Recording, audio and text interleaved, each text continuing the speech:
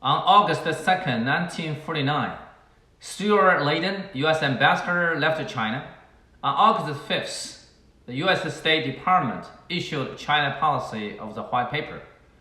On August 18th, 1949, Chairman Mao wrote an article, "Farewell to Stuart Leighton." He said, "Here goes Stuart Leighton, and comes the White Paper." That's good, very good, both of which are worthy of celebration. This article mentioned the embarrassment and reluctance of Stuart's living and mocked the final failure of U.S.-China policy. Stuart Leighton was born in Hangzhou, China in June 1876 in a family of American missionaries. He spent his childhood in China and spoke fluent Chinese. At the age of 11, he returned to Virginia State for school and became a laughingstock by his poor English. After college, he also hoped to be a missionary to China and studied at New York Seminary. And in 1904, he came back to China. Initially, he taught Greek language at the Jinling Cemetery, Nanjing, China, and then his learning and integrity was well known. In 1919, established this Yanjing University in Beiping, currently Beijing. He was invited as the first president, and then busy in choosing a site and raising funds for the new school. For 27 years, and he had been working as the president of Yanjing University and revered by all the teaching staffs and students. He advocated academic freedom, invited many popular Chinese scholars as professors, and quickly updated this school to be one of the best universities in China. In 1926, he promoted cooperation between Yanjing University and Harvard University, increased the Sino-US cultural exchange. In 1933, when he returned to America for fundraising, President Roosevelt interviewed with him for information in China. Stuart Leighton was open-minded and progressive, supportive of students' movement. He knew the corruption of Chinese nationalist government and agreed to Yan's promotion in democracy. He gives his warm encouragement to those students who left school for joining revolution in Yan'an and expressed his regards to the communist leader Mao. And Yan also heartily invited him to visit. In 1945, when Mao Zedong went to Chongqing for peace negotiation, he treated Stuart for a feast and thanked him for educating so many talented Chinese youths. Until 1952, there had been about 10,000 graduates from Yanjing University, and 55 of them became members of China's Science Academy and Engineering Academy. After Marco Polo incident in July 1937, Japan invaded further to China. During Japanese occupation of Beiping, Stuart refused to work with the Japanese. He was put in jail in 1941 to 1945. In the following 4 years in prison, he translated Chinese idioms into English. In 1946, when General Marshall came to China for peace mediation, Stuart Leighton was appointed as the U.S. ambassador to China, to which he later regretted as a big mistake of his life and a ruin to his integrity and good fame. He was confident at the beginning for China's peace and progress. China was just winning Second World War, yet its civil war was imminent, which was a critical moment of clashes and changes in China.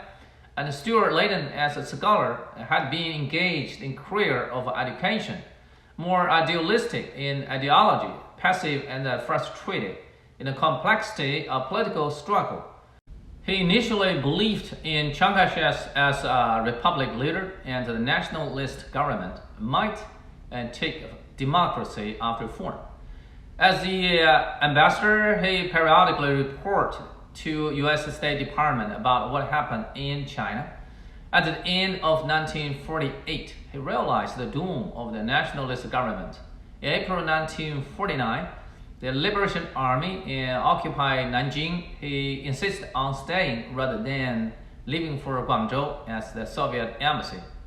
He studied the situation and considered contact with the communists, and even advised the U.S. government to recognize a new China, taking the upper hand and preventing China's being too close to the Soviets.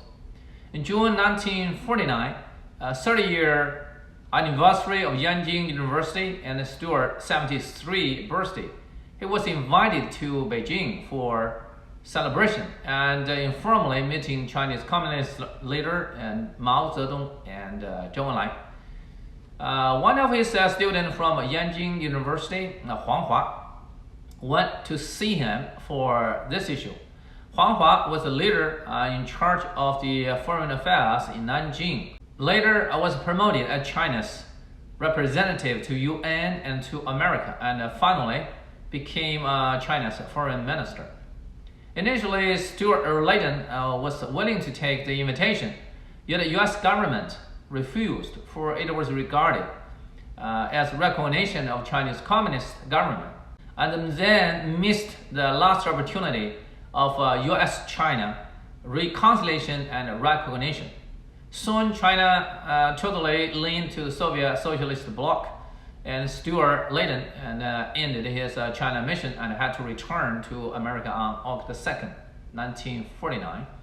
Even on his way home, Stuart still urged the U.S. government to consider foreign relations with New China. Yet, 3 days later, Washington issued China White Paper and prohibited Stuart from speaking his own opinion. After getting back to America, he also suffered persecution from Marxism for loss of China and betrayal of American interests. Soon his health worsened, and he didn't have his own house, except only the $600 pension from the church. The last 13 years of his life, he lived with the family of Fu Jingbo as his student and also his personal secretary until he passed away in 1962. Based on his will, he wished his born ashes be buried at Yanjing University, where also buried his wife Ellen in 1926. Finally, Hangzhou City, his birthplace, also became his permanent resting place. Together buried his parents and his young brother. When we talk about Stuart Leighton, then China White Paper is also a key issue. On August 5th, 1949, the U.S. government issued China White Paper with a full name as United States Relations with China, with special reference to the period 1944 to 1949. In China, the dice had been cast, with the nationalist government moved to Guangzhou and then ready to Taiwan. And the Chinese Communist Army liberated all the mainland China. As to the drastic changes and whether the recognition of the new government, Washington still waited and see. U.S. government also reviewed its China policy, and the State Secretary Dean Acheson asked for President Truman's permission. It organized more than 80 experts within a few months and finished the China White Paper of 1,054 pages.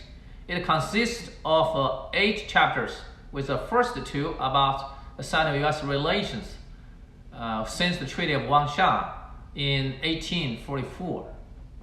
The last 6 chapters focused on the period of 1944 to 1949, China's war against Japan and China's Civil War, the U.S. assistance to China in economy and military. The last part of the paper was the largest one, with all U.S. State Department China policy document compilation and all the related instructions and all reports. It could be seen that from the white paper, whether in the Second World War or China's Civil War, the U.S. government did give tremendous assistance to Chinese nationalists, which was totally about 2 billion US dollars. That even in 1948, when Chiang Kai-shek was in fiasco, $400 million assistance was still provided, with 230 million for economy and 170 million for military. So the Chinese communists blamed America for giving money and guns to China's nationalists for civil war. Meanwhile, American extreme right-wing Republicans rebuked the Democrats for sympathy for China's communists without fully supporting the nationalists responsible for Chiang Kai-shek's failure and U.S. loss of China. And they asked the U.S. State Secretary Dean Acheson to resign. The main purpose of the white paper was to justify U.S.-China policy. It made all the efforts except the large-scale military modeling in China's civil war. The defeat of Chinese nationalist government was not because of lack of adequate assistance, not because U.S. State Department sympathy to the communists, neither of Soviet interference nor Chinese communist infiltration and subversion. It was because of the corruption and inaptitude of the nationalist government, its bad credit, and finally discarded by Chinese people. Acheson hoped these figures and facts could enable Americans' republic to know better about U.S.-China policy against the blame and attacks from the Republicans and McCarthyism. Yet the white paper irritated the conservatives and those lobbyists who mainly benefited financially from Chiang Kai-shek regime. Acheson was accused of a communist sympathizer, and he just escaped only under President Truman's protection. Acheson's classmate, Felix, a Frankfurt judge of U.S. Supreme Court, advised him not to be so pedantic, for so many people didn't care about fact or reasoning. God made a mistake when he created human being by setting limits to people's intelligence rather than to their folly. In the white paper, one paragraph was very impressive, a conclusion to history but also a reminder to current U.S.-China policy. This unfortunate but inescapable fact is the ominous result of the civil war in China was beyond control of the government of the United States. Nothing that this country did or could have done within the reasonable limits of its capabilities could have changed that result. Nothing that was left undone by this country has contributed to it. It was the product of the internal Chinese forces which this country tried to influence but could not. A decision was arrived at within China, if only a decision by default. Briefly, it meant Chinese business should only be done by Chinese people themselves rather than by Americans. Here left Stuart Leighton and came the white paper, which were something important in the past, but also a good lesson for today. Here comes the end of today's program, and thank you for your watching, and see you next time. Thank you, bye.